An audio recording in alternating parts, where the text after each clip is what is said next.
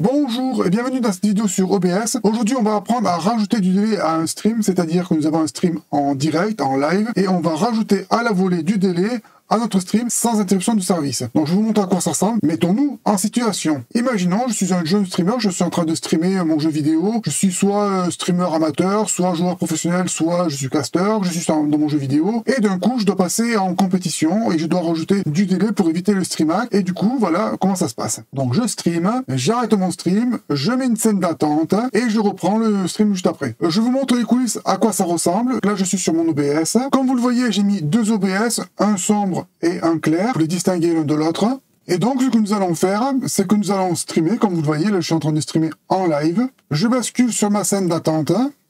J'arrête mon streaming. Je change mes paramètres. Je rajoute mes 2 minutes de délai. Je fais OK.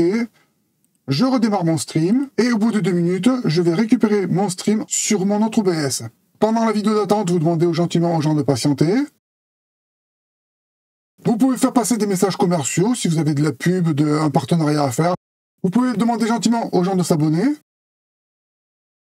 Et voilà, on est revenu directement au live. Et du coup, on a les deux lives qui sont décalés. On a 2 minutes de délai entre les deux. Et l'idée, ça va être d'avoir cet OBS-là qui est ici, qui va nous servir de tampon, de cache, qui va mettre une vidéo en attente. On va streamer de cet OBS ici vers ce logiciel-là, et ce logiciel-là va restreamer sur cet OBS-là, et donc ce deuxième OBS nous servira de cache, de mémoire tampon, et ce sera cet OBS-là qui aura une vidéo d'attente qui permettra de faire le tampon, et on pourra faire la transition de l'un à l'autre, et de couper ici le stream sans interruption de service. C'est parti, nous allons télécharger le logiciel qui s'appelle Nginx. Alors on tape Nginx Griffon. On vient sur le premier lien, c'est lui qui est important. Comme vous le voyez, il y a plusieurs versions de Nginx. La version qu'il faut télécharger, c'est soit la Griffon, soit la Lizard. Indifféremment, les deux fonctionnent. Par contre, toutes les autres ne fonctionnent pas. Alors attention, ce sont des versions Windows. Elles sont buggées. Deuxièmement, comme vous le voyez, ce sont des versions qui sont anciennes. Elles datent de 2015. Elles ont des failles de sécurité. Ces versions, on ne les utilise pas sur Internet directement. Ça, c'est pour un cas de figure sur notre PC privé et uniquement. Éventuellement, si vous avez 2 PC à la maison, vous pouvez utiliser d'un PC à l'autre. Ça ne pose pas de souci. Si vous avez des potes qui viennent à la maison, 3-4 potes, temporairement, ça peut marcher aussi. Par contre, si vous allez en LAN, à l'extérieur, avec d'autres gens que vous ne connaissez pas, vous n'utilisez pas cette configuration. Si vous êtes amené à vous déplacer à l'extérieur, allez voir la personne qui s'occupe du réseau, l'administrateur système et réseau, et posez-lui la question si vous pouvez l'utiliser sur son réseau. Maintenant que ce petit avertissement un peu pénible est passé, on télécharge les versions Lézard ou Griffon comme vous voulez. Ensuite, il va nous falloir télécharger Nginx GUI Windows. Là, on va venir chercher ici SourceForge. Vous téléchargez ça uniquement sur SourceForge et pas ailleurs. Là, on prend Nginx GUI Administrator, c'est celle-là de version. On télécharge celui-là. C'est fini. Maintenant, je vais dans mes téléchargements. Dans mes téléchargements pour la démo, j'ai pris les deux, mais vous prenez celui que vous voulez. Ensuite, il va falloir extraire l'un des deux dans un répertoire. Vous le mettez où vous voulez, mais sachez où vous allez le mettre. Dans mon cas, moi, je vais le mettre dans mes documents. Je me suis fait un répertoire OBS spécial pour ça. Il y a un répertoire sauvegarde, on en parlera un petit peu plus tard. Je vais venir ici dans mon répertoire OBS Studio, dans mon répertoire extra. Comme vous le voyez, j'ai déjà des logiciels installés là-dedans, donc je vais extraire mon Nginx ici là-dedans. Ensuite, je vais prendre Nginx GUI, je vais le copier dans mon répertoire. Copier ici. Téléchargement, c'est fait. On est en train de l'installer. Maintenant, la partie configuration. Je vais vous demander un petit peu d'attention. C'est pas très compliqué, mais il faut être très attentif. Avant de démarrer, il va falloir configurer Nginx. On va venir dans le répertoire config. Ici, il y a un fichier Nginx Win, comme Windows. On va simplement faire un copier-coller. On fait une copie de sauvegarde. Ce fichier Nginx Win, on va le renommer. On va le renommer Nginx Conf tout court. On va éditer le fichier. Il y a plein de codes, ne vous affolez pas, il n'y a rien de bien compliqué. Ici, là, au-dessus de HTTP, on va venir ajouter RTMP, hop, accolade, serveur, accolade, listen, ça c'est le port d'écoute, 1935, point virgule. Si vous voulez le modifier, vous pouvez le modifier, mais retenez bien le numéro de port que vous allez inscrire. Par défaut, c'est 1935, je le laisse par défaut. Chunk size 4096. Ça, c'est la taille des paquets pour envoyer les paquets vidéo. Application. Ça va être le nom de notre live. Moi, je vais l'appeler mon live, accolade. Vous l'appelez comme vous voulez. Si vous l'appelez comme je veux, voilà, je l'appelle comme je veux. On va à la ligne, ça ce sera le nom de mon live. Live on, pour dire que c'est du live. Record off. Pensez bien à mettre record off, sinon vous allez enregistrer toute la vidéo sur votre disque dur. Pensez bien au point virgule. Eh bien, c'est fini. On a une accolade, 2 accolades, 3 accolades. Eh bien, on fait accolade fermée 1, accolade fermée 2, accolade fermée 3. Alors, hop là, voilà, tac. J'ai triché, ne vous affolez pas, c'est simplement que j'ai rajouté des tabulations pour que ce soit un petit peu plus visible à l'œil, mais j'ai rien modifié du tout. Maintenant, on fait fichier, enregistrer. C'est presque fini. Alors, je l'ai déjà dit, c'est une version Windows qui m'avait marché sur XP et Windows 7. Elle est ancienne, elle est buggée. Il faut venir impérativement ici dans le répertoire log. Il va falloir ici rajouter 2 fichiers. Nouveau document, texte document.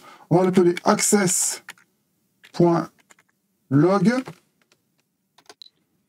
2C, 2S. Ensuite, un deuxième fichier qu'on va appeler error.log. Oui, avec 3 R. Et c'est fini. Maintenant, on n'a plus qu'à lancer la Nginx GUI. Je vais faire, hop, je vais venir le copier sur mon bureau. Et c'est parti. Normalement, ici, si vous appuyez sur le bouton config, il doit ouvrir le fichier de configuration. Mais comme je l'ai dit, c'est une version qui est ancienne et qui est buggée. Il se peut qu'il n'ouvre pas le notepad, qu'il ne vous ouvre pas le fichier de configuration. Il faudra aller le chercher à la main. Moi, ça marche, mais peut-être que vous, ça ne marchera pas. C'est normal, c'est une version qui est ancienne, et c'est une version qui est buggée, et c'est un bug normal, on va dire. Et bien maintenant, c'est fini. On va tester notre serveur, voir si ça marche. Je démarre mon serveur, je prends mon navigateur web, et là, je vais taper http://localhost. Tadam! Normalement, vous devrez avoir Welcome to Nginx. Et si c'est bon, ben c'est que c'est bon. Là, le serveur marche. On peut lancer OBS et le stream. Mon OBS a démarré. Ici, j'ai mes collections de scènes. J'ai ma scène de stream. J'ai mes profils. Mon profil de stream. Je prends mon profil de stream. Je vais le dupliquer. Je vais appeler mon profil RTMP. Je vais simplement venir ici dans Paramètres. Je vais changer le flux de stream. Et au lieu de mettre ma plateforme de stream, je vais personnaliser mon serveur. Mon serveur s'appelle RTMP, localhost,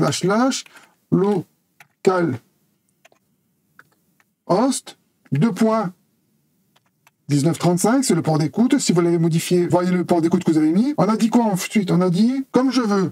Comme je veux. Ça, c'est le nom de l'application, le nom de mon stream. Ici, je vais mettre une clé. Je vais l'appeler ma clé. C'est bon. On n'a plus qu'à commencer le stream. Voulez-vous démarrer le stream? Oui. Pas d'erreur. Ça fonctionne. Je vais l'arrêter pour vous montrer quand ça se passe pas bien. Donc, imaginons que je me suis trompé. Voilà, j'ai écrit comme je veux, sans X. OK. Commencer le stream. Oui. Erreur. Je me suis trompé, vous voyez. Hop.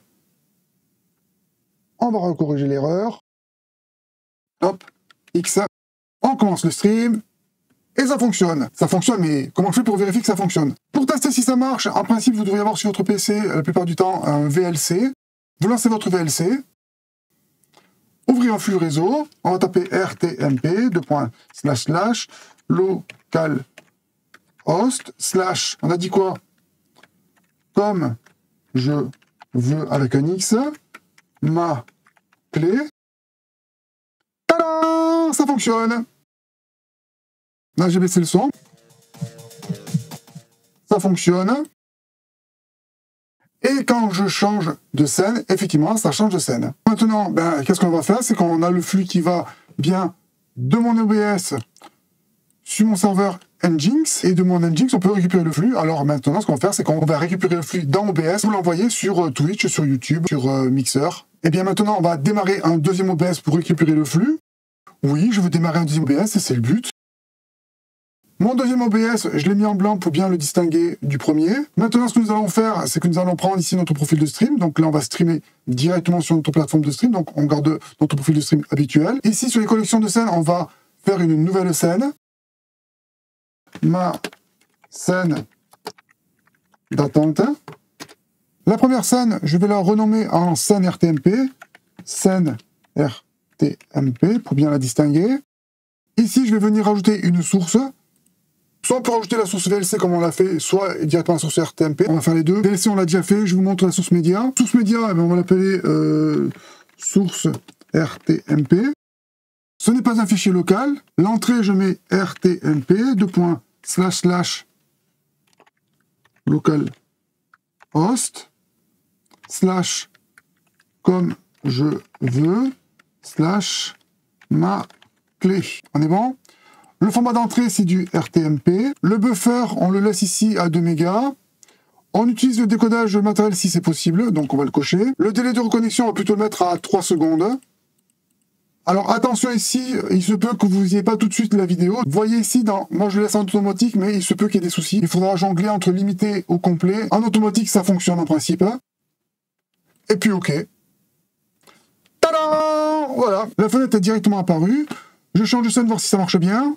Et ça fonctionne, les scènes changent bien. On a rajouté une source média, eh bien on va venir rajouter une source VLC. Celle-là, je la coupe, on n'en a plus besoin. Ici, source VLC. VLC. RTM, hop là. La liste de lecture, ici, on va rajouter une URL. Ça, on l'a déjà fait, on connaît. RTMP, // localhost, / comme je veux, / ma clé. On est bon? OK. Et puis, c'est parti. Tadam! On vérifie que ça marche. Je change de scène. Et oui, ça change bien de scène, impeccable. Et on n'a presque fini. Ah bah non, il faut rajouter la scène d'attente. Ici, scène attente. Et ici, on va simplement rajouter notre vidéo d'attente qui va durer entre 2 et 3 minutes. Hop, magie du montage. Moi, j'ai rajouté ma vidéo. Vous rajoutez votre vidéo à vous. Et puis, voilà. J'ai ma vidéo d'attente, j'ai ma scène NTRP, VLC, RTMP ou source RTMP, j'ai pas de préférence. Moi, je vous conseille d'essayer les deux, vous voyez ce qui vous convient le mieux. Et puis, on a presque fini. Il suffit d'aller maintenant dans l'OBS et rajouter un profil qui sera le RTMP plus 2 minutes. Là, je vais arrêter mon streaming. Ça coupe. Si je change de scène, bah, il se passe rien de l'autre côté parce que j'ai plus rien. Ici, je vais prendre mon profil RTMP. Je vais le dupliquer. Mon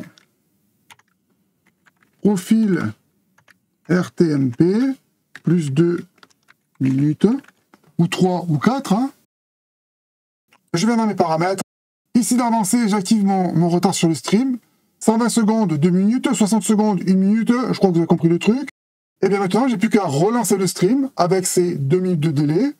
Et le stream va arriver de l'autre côté. Maintenant qu'on a tout configuré, vous avez compris la procédure. On lance un premier OBS, on lance le serveur web, on lance OBS, on stream en direct avec notre profil RTMP directement sur le serveur qui va directement streamer sur OBS. Et si on a besoin de rajouter du délai, on change de scène, on en donne une vidéo de scène d'attente, on coupe notre streaming de ce côté-là, on prend notre RTMP plus 2 minutes, on redémarre notre streaming, le streaming repart sur le serveur, et au bout de 2 minutes, on rechange de scène et on revient sur notre scène RTMP avec le flux en différé. Et ici, on n'a pas besoin de couper notre stream. C'était tout, j'espère que j'ai été assez clair. Si ça n'a pas été assez clair, posez-moi des questions en commentaire, j'essaierai d'y répondre. Merci de m'avoir suivi, de m'avoir supporté. Au revoir!